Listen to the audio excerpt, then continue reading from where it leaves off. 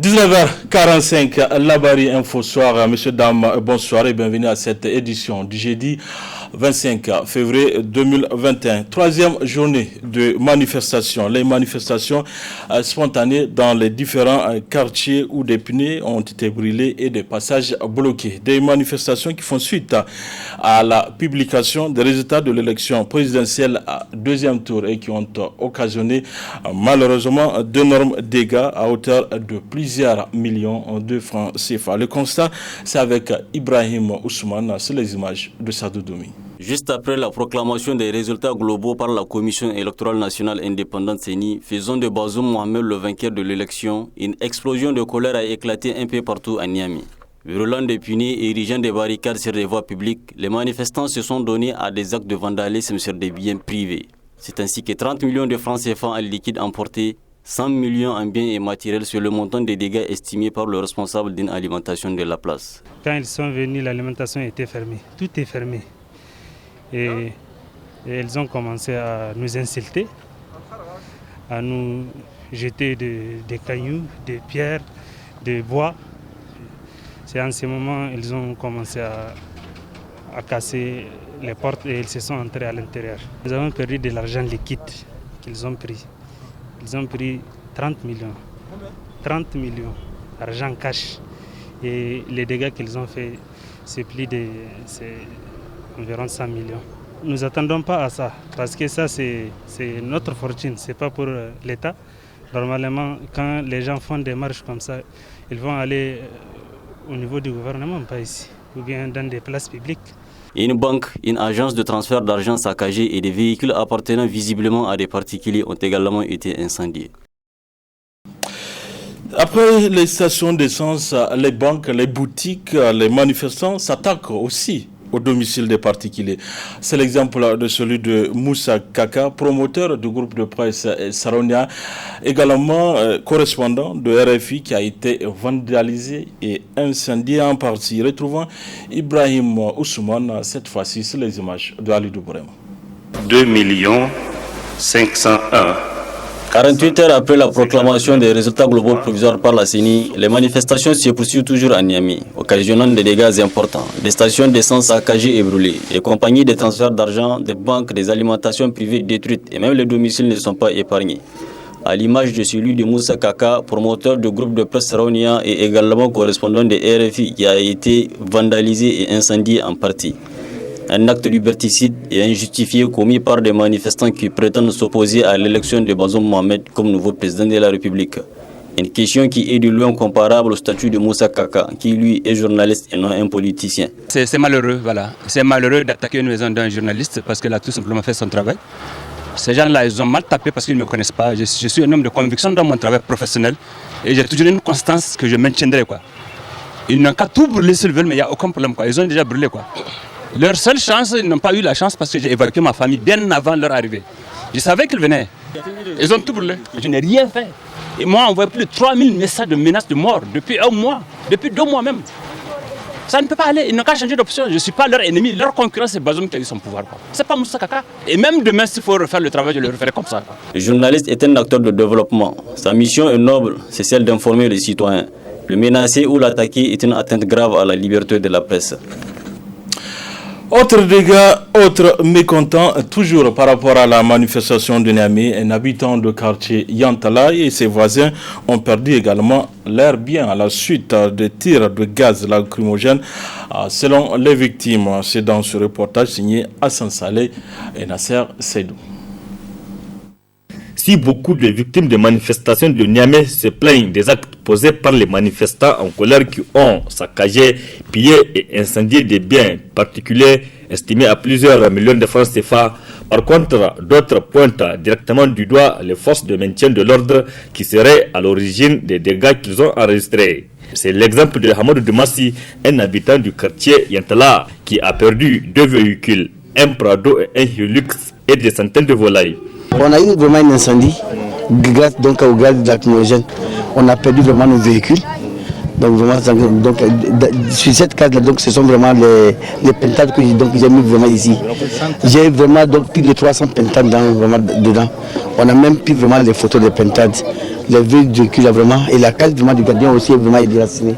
Il y a la Michibichi, donc et vraiment donc et la Ulysse double cabine.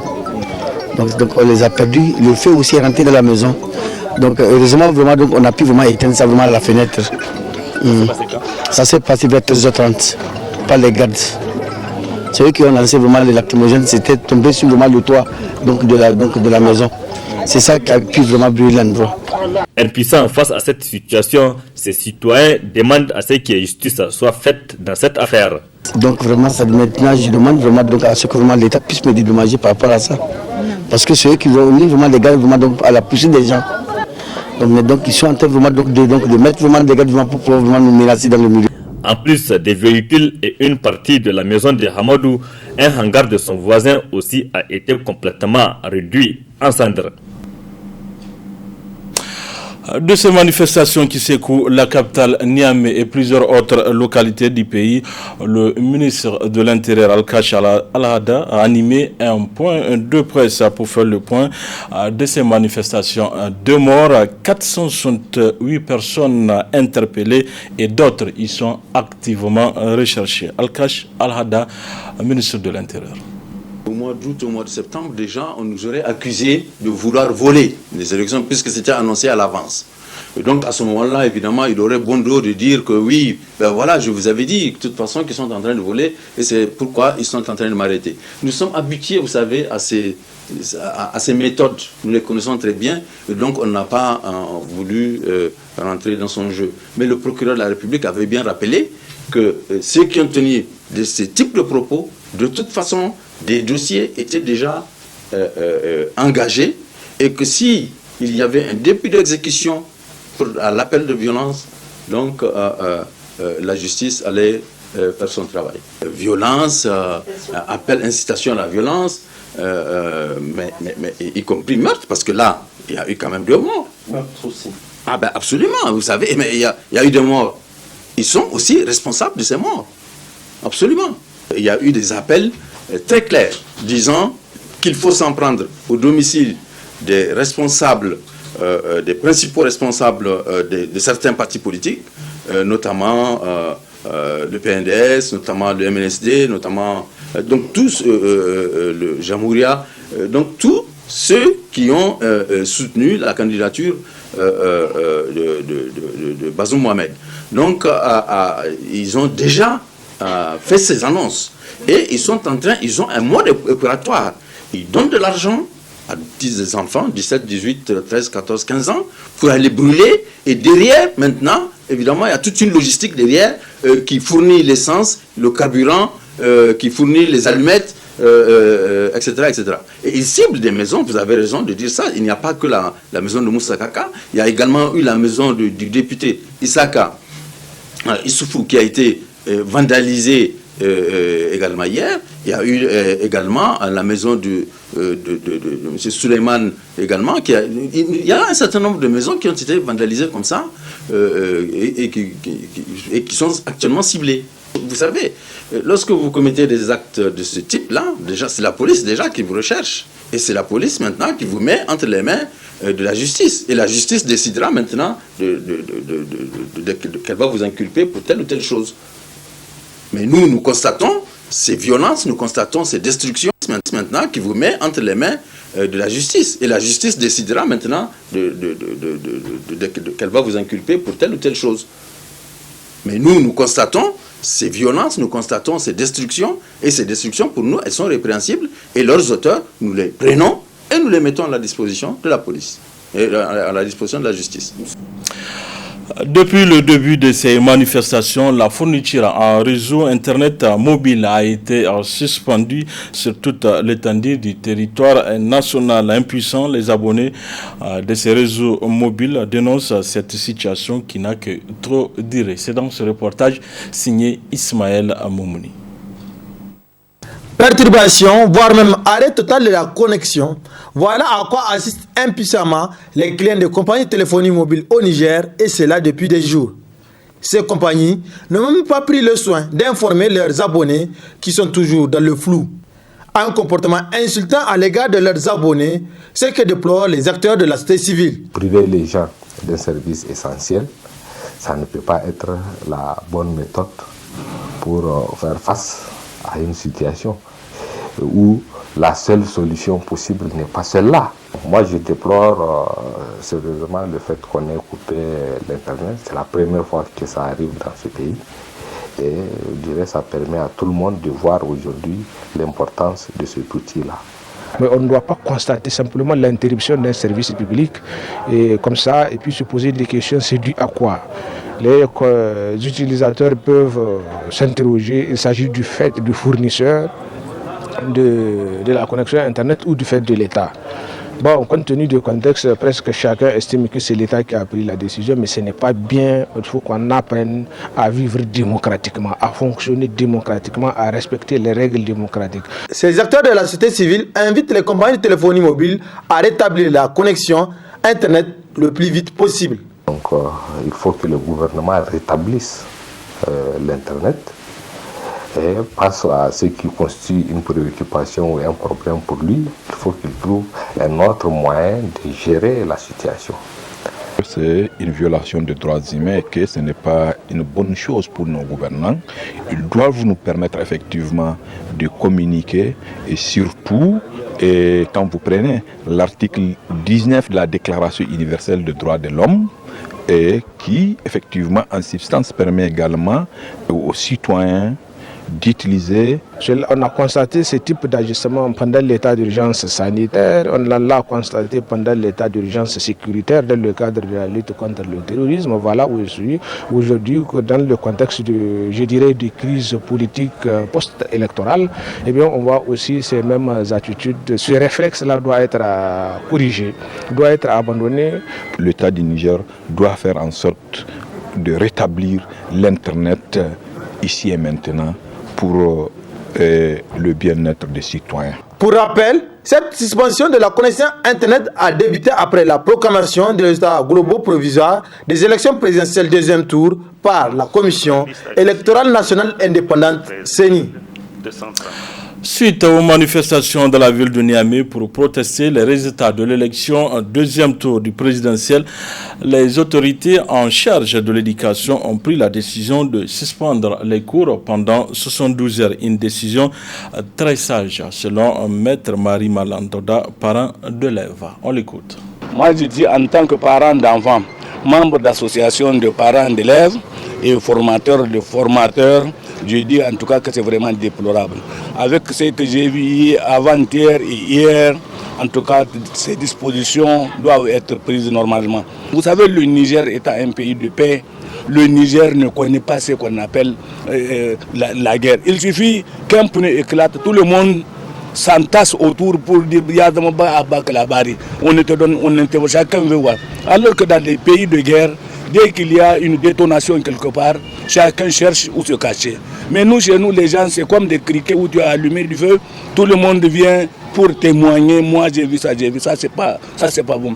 La décision de l'État, soutenue par l'association des parents d'élèves, est pour moi une très bonne chose. Parce que non seulement suspendre les cours, c'est mieux, mais attention même à la disparition des enfants. Un enfant peut suivre le bruit là, pour quitter totalement son quartier. Et en quittant son quartier, il ne saura pas où sont les 4 points cardinaux. Il va se perdre et après ça sera perte d'enfants de tel que ainsi de suite. Moi je crois que la décision est sage. Nous appelons les Nigériens en tout cas à la citoyenneté responsable. Nous appelons les Nigériens au patriotisme. Nous attendons les Nigériens en tout cas au patriotisme. Pourquoi? Parce que tout ce qu'on a fait comme travail est en train d'être détruit. L'association nigérienne pour la défense des droits de l'homme ANDDH a mobilisé 150 observateurs nationaux qui ont couvert les opérations de vote dans 450 bureaux de vote dans les régions de Maradi, Niamey, Tawa et Zander. Au terme du scrutin du dimanche dernier, l'ANDDH a fait le point à travers un communiqué de presse que nous résume ici Hassan Saleh Mustafa. Suite à cette observation conduite par la NDDH, il ressort le constat suivant. de l'ouverture des bureaux de vote et de leur fonctionnement.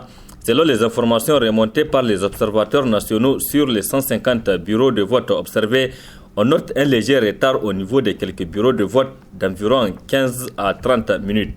À l'heure officielle de l'ouverture, une faible participation des électeurs a été constatée dans les 4 régions. La présence quasi totale des présidents, des secrétaires et des assesseurs à l'heure officielle d'ouverture des bureaux de vote. Néanmoins, quelques bureaux de vote ont enregistré des retards des assesseurs, notamment à l'école Lamorde 1, bureau de vote 33, 35, 36 et 38 de la commune Niamey 5, Taketa, bureau de vote 3 et 7, premier arrondissement CS Galadima, bureau de vote 58 et deuxième arrondissement Karakara, bureau de vote 19, région des Anders, bureau de vote 79 et 82 communes 3 de Maradi, etc. Il faut noter la disponibilité de tout le matériel électoral dans les bureaux de vote visités. La disponibilité aussi du gel hydroalcoolique dans la plupart des bureaux de vote et le port des bavettes par les membres du bureau de vote. Des conditions du déroulement des opérations de vote dans les 450 bureaux de vote. Comme aux élections législatives et présidentielles premier tour, les cas des bureaux de vote situés dans les lieux non publics n'ont pas été corrigés, notamment dans le chef-lieu de la commune rurale de Mria, bureau de vote 78 et 87, région des Anders. Des cas d'activité des partis politiques ou attroupements ont été constatés aux alentours de certains bureaux de vote, notamment bureaux de vote 58, 59, 60 et 61 de MJC 3e arrondissement des Anders. Les personnes en situation de handicap et celles qui sont en besoin spécifique, femmes enceintes, allaitantes, personnes âgées, etc., ont été dans la plupart des cas assistés. La présence des forces de l'ordre et de sécurité est visible surtout dans les bureaux de vote de gros centres. De la fermeture et du dépouillement des bureaux de vote. Selon l'ANDDH, les bureaux de vote visités ont tenu compte du retard accusé à l'ouverture des bureaux de vote lors de la fermeture officielle 11 heures réglementaire. Au niveau de tous les bureaux de vote visités, le dépouillement a été public. Tous les délégués des partis politiques déployés dans les bureaux de vote visités ont reçu leur récépissé du procès verbal. Sur l'ensemble des bureaux de vote visités, les résultats n'ont pas été affichés à la devanture des bureaux de vote. Au regard de tous ces constats énumérés lors du scrutin du 21 février 2021, l'ANDDH salue la maturité des électeurs qui ont exercé leurs droits civiques dans le calme, la sérénité et le respect de la loi qui ont permis au Niger d'observer un scrutin libre, transparent et participatif. Salue également la CENI dans l'amélioration des conditions d'organisation de ce scrutin conformément aux recommandations émises lors de nos précédents communiqués. L'ANDDH salue aussi les forces de défense et de sécurité dans la sécurisation du scrutin du 21 février 2021. Salue le retour des membres des partis de l'opposition à la CENI. Salue particulièrement les partenaires techniques et financiers, Organisation internationale de la francophonie OIF à travers son accompagnement pour le processus électoral Niger 2020-2021. Présente ses condoléances les plus attristées suite à la disparition de 7 agents de la CENI du véhicule qui a sauté sur une mine dans la commune de Dorgol, région de Tillabéri, et souhaite prompt rétablissement aux blessés. L'ANDDH recommande à tous les acteurs de recourir au dialogue et d'user des voies de recours légales pour le règlement de tous les contentieux. Appelle par le discours d'apaisement à l'attention des militants à la retenue et à la non-violence. Recourir aux voies légales pour le règlement de contentieux post-électoraux éventuels. Invite enfin les leaders religieux, toute confession confondue, à appeler les deux parties à la paix et à la tolérance. Je vous donne lecture de ces brèves à plusieurs personnalités membres de la coalition CAP 2021 ont été interpellés par la police judiciaire. Nous ignorons pour le moment le motif réel de ces interpellations, mais cela peut avoir lien avec les manifestations déclenchées il y a de cela 48 heures après la proclamation des résultats globaux provisoires des élections présidentielles à deuxième tour. Il s'agit du général Moumouni Bourema Tchanga, ancien chef d'état-major de l'armée nigérienne, Seydou Tahirou, coordinateur régional Lumana Tillabéri, Jibrila Baré, président du PPNRDA, et Jibo Hamidou Di Tondi Gawe, chargé de communication Lumana Niamey.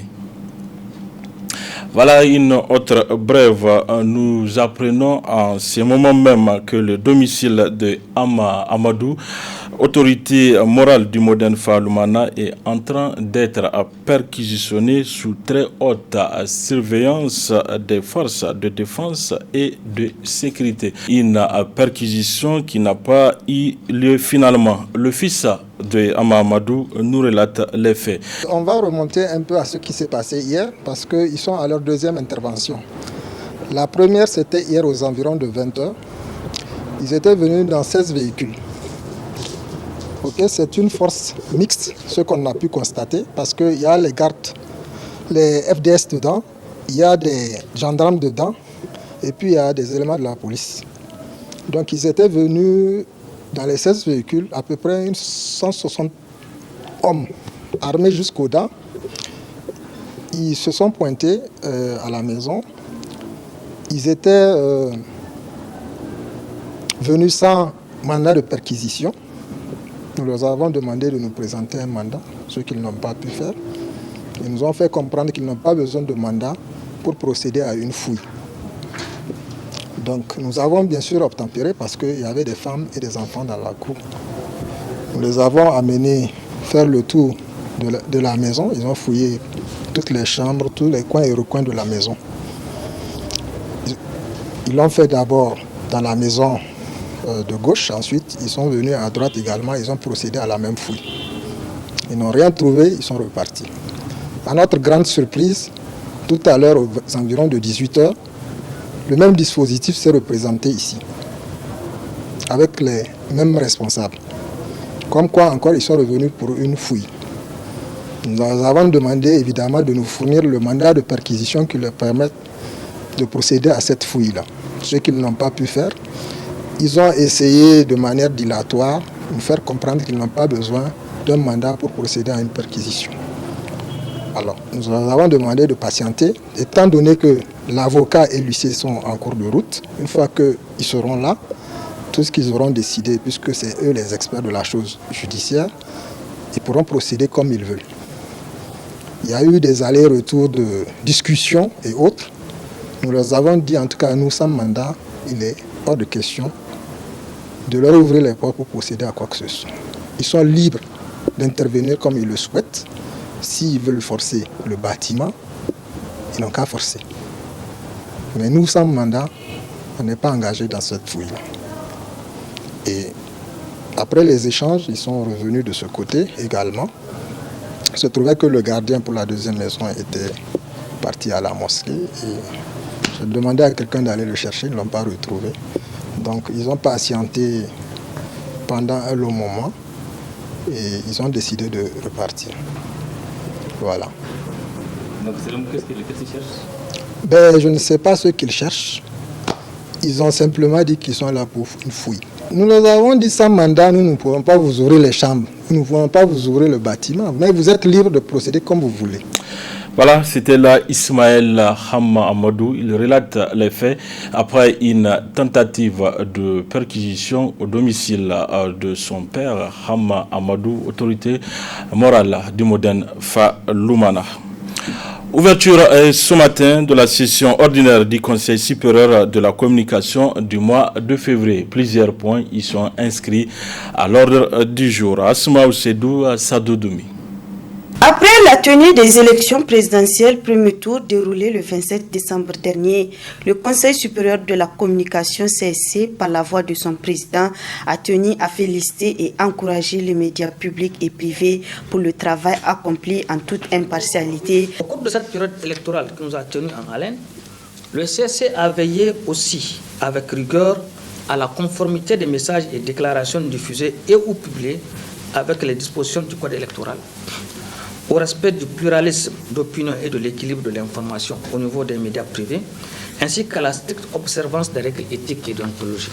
Nous avions réussi à garantir l'accès aux médias à tous les partis politiques et candidats qui ont suivi les procédures édictées par le CSC. Ainsi, sur 92 partis politiques dont les listes ont été validées par le tribunal de grande instance, 61 se sont consacrés à l'exercice bénéficiant de l'enregistrement, du montage et de la diffusion de leurs messages sur les médias publics, presse audiovisuelle comme écrite.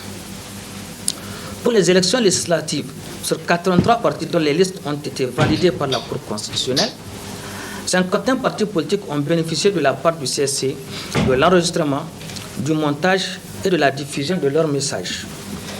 Au cours de la campagne pour l'élection présidentielle premier tour du 27 décembre, sur les 30 candidatures validées par la Cour constitutionnelle, le Conseil supérieur de la communication a garanti l'accès égal aux médias publics et aux candidats à travers 4 formats. Le portrait, les messages, un entretien sur le programme du candidat et la couverture médiatique d'un rassemblement, c'est-à-dire les meetings, du candidat dans chaque chef-lieu de région à 27 candidats. J'avoue qu'à la lecture des différents rapports d'étape de monitoring des médias au cours des différentes campagnes, le CSC a fait un travail remarquable.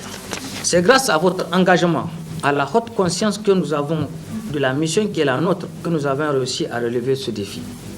De nombreux observateurs nationaux comme internationaux ont salué le travail que vous avez accompli en toute impartialité, en ayant à l'esprit que la paix et la cohésion sociale de notre pays.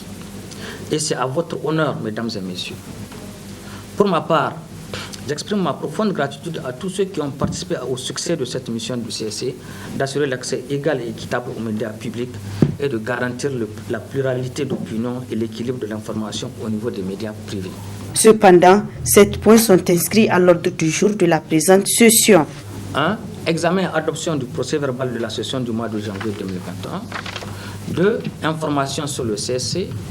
3. Examen et adoption du rapport d'étape de monitoring de l'élection présidentielle deuxième tour du 21 février 2021.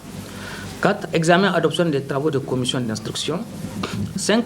Mise en place du groupe de travail chargé de la consolidation du rapport général de monitoring des élections 2020-2021. 6. Mise en place d'un groupe de travail chargé de la répartition du fonds d'aide à la presse au titre des années 2019 et 2020. Enfin, 7 questions diverses. Nous allons donc une fois de plus nous pencher sur un rapport, le dernier rapport d'étape de monitoring des médias relativement à l'élection présidentielle deuxième tour du 27 février 2021. Au cours de cette session, le Conseil supérieur de la communication CSC examinera aussi les rapports des commissions d'instruction et mettra en place 2 groupes de travail. Le premier chargé de la répartition du fonds d'aide à la presse au titre des années 2019 et 2020 et le second chargé de consolider le rapport général de monitoring des élections 2020-2021.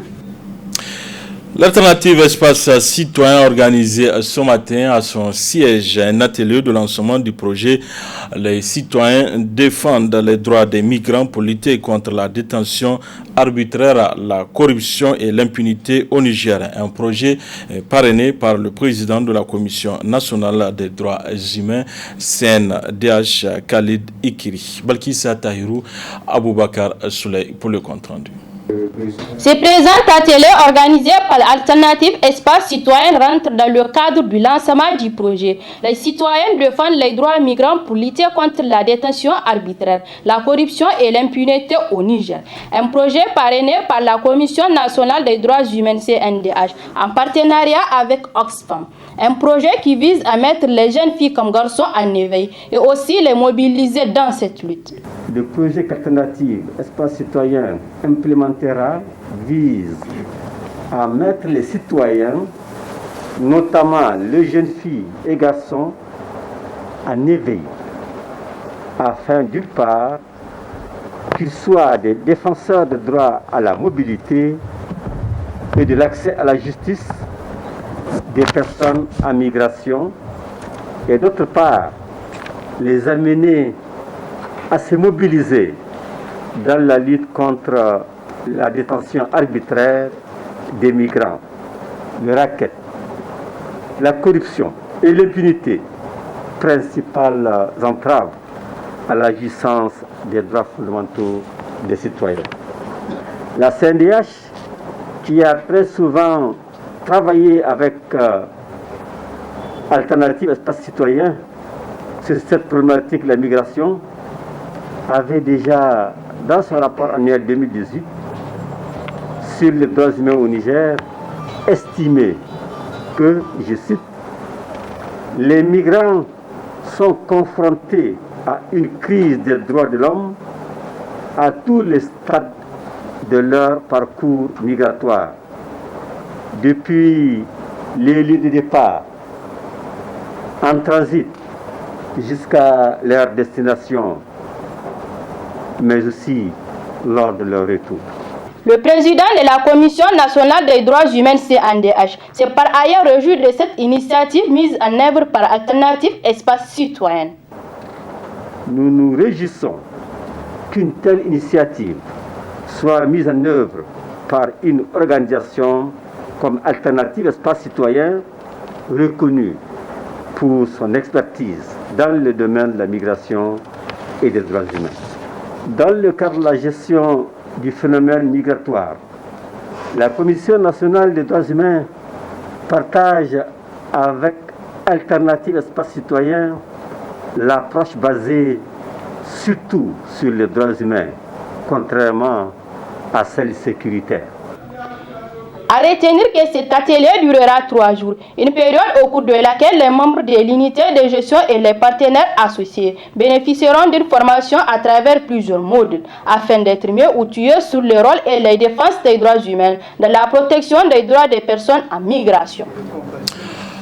Avant la fin de cette édition, je vous donne lecture de ce communiqué de presse. Le mouvement pour un sursaut patriotique regrette que la Commission nationale des élections CENI n'ait pris aucune mesure véritable pour prévenir les incidents à propos desquels son attention a pourtant été attirée, mais sans succès, ce qui a ouvert la voie au contentieux post-électoral vers lequel on s'achemine aujourd'hui.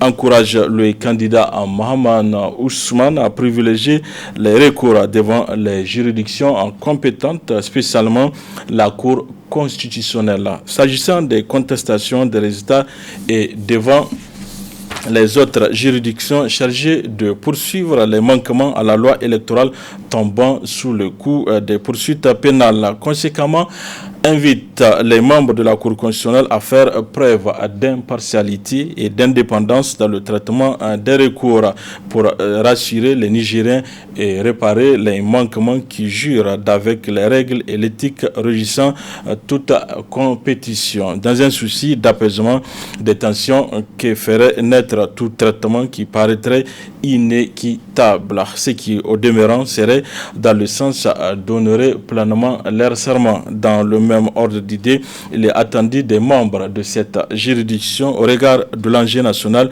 que représente leur décision à intervenir, qu'ils fassent appel à toutes les ressources techniques et leur offrent la science juridique en matière d'interprétation, spécialement à propos de l'administration de la preuve des faits incriminés, dont nul ne peut ignorer la difficulté si l'on devait s'en tenir à la simple lecture littérale de la loi. Le mouvement pour un sursaut patriotique, tout en reconnaissant le droit au sursaut national des citoyens en quête de droits qu'il estime confisqués suite à la proclamation des résultats provisoires par la CENI, les invite à inscrire leur action dans le respect des règles de droit, notamment le respect des biens publics et privés, tout comme il invite les pouvoirs publics en charge de la gestion des libertés publiques à s'inscrire dans la même logique. De manière générale, le mouvement pour un sursaut patriotique condamne et condamnera toute forme de violence comme mode de conquête du pouvoir ou de règlement des conflits post-électoraux, tout comme il condamne toute fraude électorale ou toute confiscation ou dénaturation des votes des citoyens, et demande aux Nigériens qu'ils soient ou non détenteurs des prérogatives de puissance publique de s'engager dans la construction d'un Niger où le respect de la loi partout est tenu pour la condition minimale de vivre ensemble et de la paix sociale. Que Dieu bénisse le peuple nigérien dans la paix et le progrès économique et social. Fait à Niamey le 25 février pour le mouvement pour un sursaut national, le président Maître Samna Aliou. Et voilà, messieurs, dames, c'est tout également pour ce 19h45 de la télévision Labari. Merci à vous de l'avoir suivi. Au revoir.